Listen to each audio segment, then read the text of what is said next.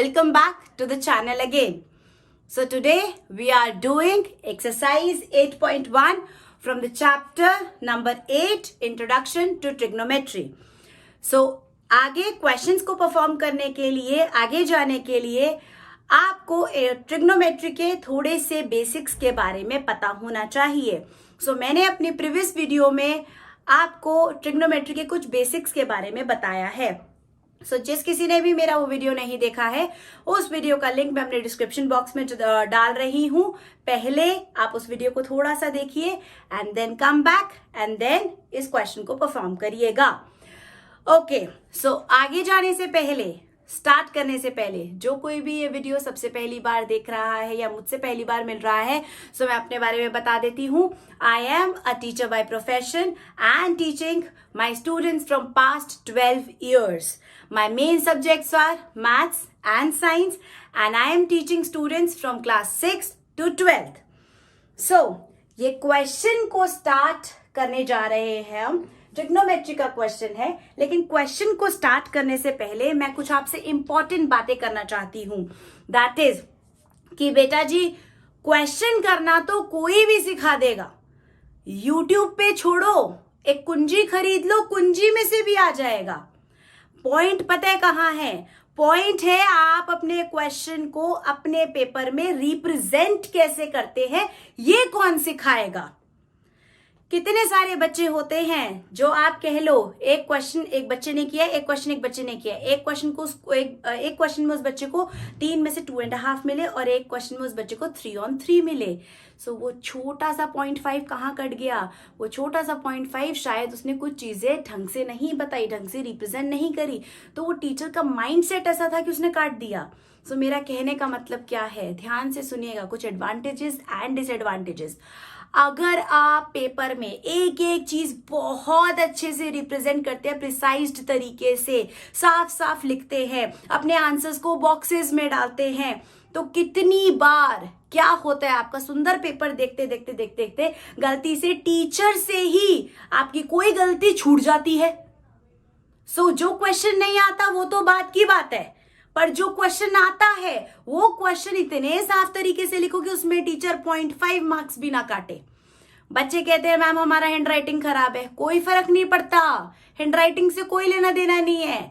Point ये है कि आप लिखते कैसे हैं, रिप्रेजेंट कैसे करते हैं, कौन कौन सी इंपॉर्टेंट जगह पर कौन कौन सी स्टेटमेंट्स का इस्तेमाल करते हैं, कहाँ कहाँ पे इक्वेशन नंबर देते हैं, कहाँ कहाँ पे बॉक्सेस में डाल के अपने आंसर को ऊपर से एम्फसाइज करके दिखाते हैं कि see teacher this is my answer, आप इसे चेक कर लो. अगर आपका आंसर दूर से दिख रहा होता है तो कई बार टीचर सिर्फ उस आंसर को चेक करती है और अंदर देखती भी नहीं है आपने क्या किया. आंसर सही है, okay fine. 100 paper teacher check कर रही होती है वहां पर बोर्ड पे.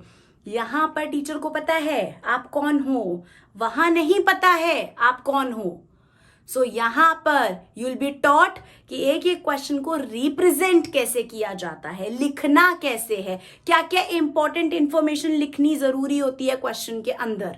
सो स्टार्ट करते हैं क्वेश्चन. सबसे पहले क्वेश्चन पढ़ते हैं. क्या कहता है? In triangle ABC right angle at B, जिसमें AB 24 सेंटीमीटर है और BC 7 सेंटीमीटर है, और क्या कह रहा है?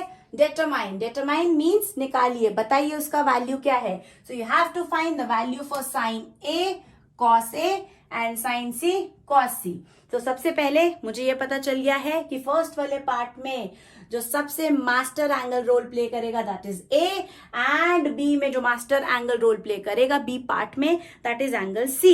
ओके, सो मैं क्या बातें कर रही हूँ, मेरी प्रीवियस वीडियो में सब कुछ समझाया गया है, तो उसको जरूर देखिएगा. सो आते हैं रिप्रेजेंटेशन पे. बेटा क्वेश्चन के अंदर जब भी जो भी डेटा दिया गया है हम उसे बाहर निकालेंगे. सो सबसे पहले तो एक राइट एंगल ट्रायंगल बना लेते हैं.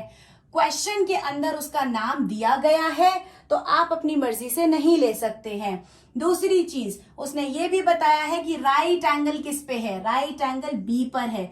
मैं यहां राइट एंगल बना रही हूं तो मैंने यहां बी ले लिया है. So let here B A and C. देन उसने मुझे डेटा दिया हुआ है, ए बी है आपका 24 सेंटीमीटर एंड आपका बी सी है 7 सेंटीमीटर. सो मुझे ढूंढना है sign A cos A sign C cos C.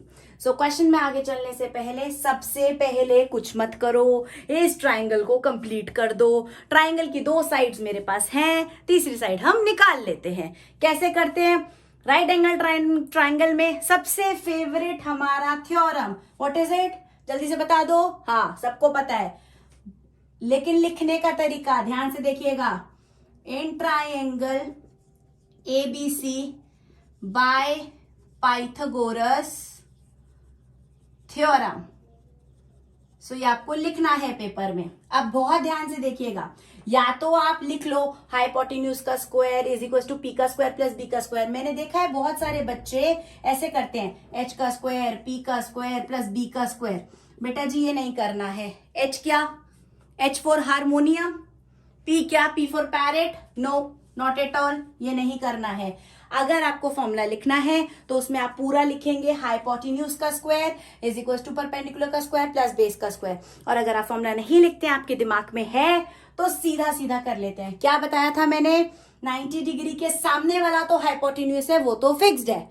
Perpendicular और बेस, जब तक मैं मास्टर एंगल को कंसिडर नहीं कर रही हूं तब तक तो परपेंडिकुलर बेस किसी को भी ले लो, कोई फर्क नहीं पड़ता।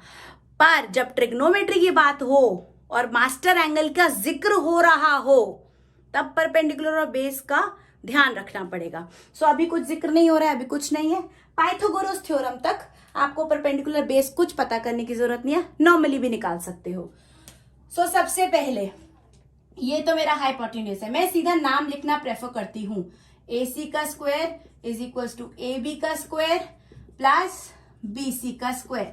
Now I am going to put values over here. AC का square is equal to AB is my 24 का square and this is plus 7 का स्क्वायर।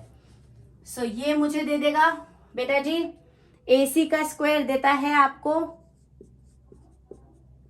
24 का square is 576 plus 49 which will be equals to 625। आप इसको multiply कर सकते हो, 24 into 24 करेंगे आप, ठीक है ना। सो AC का square, so AC is equal to root 625। So AC आ गया आपका 25 centimetre, because your question is going in terms of centimetre. So my hypotenuse will be 25 centimetre. So अब क्या करना है? अब होता है खेल start. Let's go for it. So पहले ले लेते हैं ए पार्ट। ए पार्ट है मेरा साइन ए कॉस ए, ठीक है। तो साइन ए कॉस ए निकालना है। तो साइन ए कॉस ए से मुझे क्या समझ में आ रहा है कि ए एंगल है जो अपना मास्टर स्ट्रोक प्ले करने वाला है, मतलब ए मेरा सबसे इंपॉर्टेंट एंगल है अभी क्वेश्चन के अंदर। और आई में से मेरा angle A is the angle of consideration. This is the angle which I have to consider. So angle A को कंसिडर करना है, सो इसको मैं गोला कर लेती हूं। इस एंगल को कंसिडर करने से मैंने क्या बताया था, पिछली वाली वीडियो में बताया है कि जो एंगल ऑफ कंसिडरेशन है उसके ऑपोजिट वाला पापा जी, उसके साथ वाला भैया जी, तो उसके ऑपोजिट वाला परपेंडिकुलर एंड साथ वाला बेस। क्या कहा? एंगल ऑफ कंसिडरेशन के सामने वाला पापा जी, साथ वाला बेस। सो कुछ नहीं करना है, आ जाइए, कुछ नहीं करना है, पहले अपने लिए रिकॉल करना है। क्या करना है? एक यहाँ पे रफ कॉलम बना लेना है। क्या क्या था, क्या किया था हमने रफ कॉलम में? पंडित बद्री प्रसाद हर हर बोले। So sine cos tan. So मुझे ढूंढना है साइन, तो साइन कहता है P upon H। Sine P upon H। So इस एंगल ऑफ कंसिडरेशन के हिसाब से this is my P, that is 7, and इसके हिसाब से मेरा H is 25 and I got the answer. Box में डालिएगा अपने आंसर को हमेशा। दूसरा बोलता है cos A, again angle of consideration वही है, उसी हिसाब से चलना है। सो कॉस है B अपॉन H, बेटा ये रफ में करना है, B अपॉन H। तो B है आपका 24 और H है आपका 25। And we are done with it, marks मिल जाएगा आपको। बी पार्ट पे चलते हैं। बी पार्ट में बोलता है साइन सी ढूंढिए एंड कॉस सी ढूंढिए, ठीक है, साइन सी एंड कॉस सी करेंगे। सो अब angle of consideration master angle change हो रहा है बेटा जी, मास्टर एंगल चेंज हो रहा है। तो कुछ नहीं करना है, अलग से एंगल मत बनाइएगा अपने ही डायग्राम के अंदर, क्योंकि ये जो छेड़ाखानी है पेन से नहीं, थोड़ा सा पेंसिल से कीजिएगा, ठीक है। अब अपना एंगल ऑफ कंसिडरेशन को हटा देते हैं, चेंज कर देते हैं। हमारा परपेंडिकुलर मतलब पापा जी भैया जी अपनी पोजीशंस को चेंज करेंगे थोड़ा सा। So now this is my angle of consideration. This is my master angle now. So this is my master angle according to theory, that is master angle के opposite वाला पापा जी कौन है, पापा जी, और साथ वाले हैं भैया जी। क्या कहा, एंगल ऑफ कंसिडरेशन के सामने वाले हैं पापा जी और साथ वाले हैं भैया जी। तो चलिए आ जाइए, साइन सी P अपॉन H, इसके अकॉर्डिंग चलते हैं। तो अब मेरा P क्या है, अब मेरा है P 24 और P अपॉन H, H है मेरा 25। So this is your sine C cos C B upon H। तो B क्या है मेरा 7 और H क्या है मेरा 25। ये आ गया मेरा cos C। आई गेस आपको समझ में आया होगा, अच्छे से दिमाग में गया होगा। छोटा सा रिवीजन दे देती हूँ। सबसे पहले ट्रायंगल के अंदर आपको कोई दो साइड्स दे रखी हैं, फटफट से उस ट्रायंगल को कंप्लीट कर लो। स्टार्टिंग में वो मास्टर एंगल ये सब का रोल प्ले करने की जरूरत नहीं है, सिर्फ ट्रायंगल को कंप्लीट कर लो पाइथागोरस करके। यू नो हाइपोटेन्यूज 90 के सामने वाला, बाकी दो को परपेंडिकुलर बेस जिसको लेना है कोई फर्क नहीं पड़ता। उसका फर्क तब पड़ेगा जब क्वेश्चन को आप सॉल्व करेंगे। जब आप क्वेश्चन को सॉल्व कर रहे हैं तो फर्स्ट पार्ट में sign A cos A, sign A cos A मतलब angle A is your angle of consideration. So angle A को आप कंसिडर करोगे और इस हिसाब से जो एंगल ऑफ कंसिडरेशन है मतलब उसके सामने वाला परपेंडिकुलर दैट इज पापा जी, और उसके साथ वाला मतलब बेस दैट इज भैया जी। अब दूसरे वाले क्वेश्चन में क्योंकि आपका एंगल चेंज हो रहा है, एंगल ऑफ कंसिडरेशन चेंज हो रहा है, सो आपका परपेंडिकुलर बेस चेंज हो जाने वाला है। याद लेगा परपेंडिकुलर और बेस चेंज होता है, ठीक है, एंगल ऑफ कंसिडरेशन के हिसाब से। सो अब सी आ जाएगा, सो उसके सामने वाला परपेंडिकुलर मतलब पापा जी और उसके साथ वाला बेस दैट इज भैया जी। सो आई होप आपको पापा जी भैया जी अच्छे से समझ में आए होंगे and I guess it was helpful for you. So अगर कोई भी क्वेरी कोई भी डाउट हो सो आप बच्चा लोग मुझे कमेंट सेक्शन में लिख सकते हैं, मुझे इंस्टाग्राम पे कांटेक्ट कर सकते हैं। I am always there available for you. So फिर से मिलते हैं, जल्दी मिलते हैं नेक्स्ट क्वेश्चन के साथ न्यू वीडियो में। Bye bye, thank you, take care.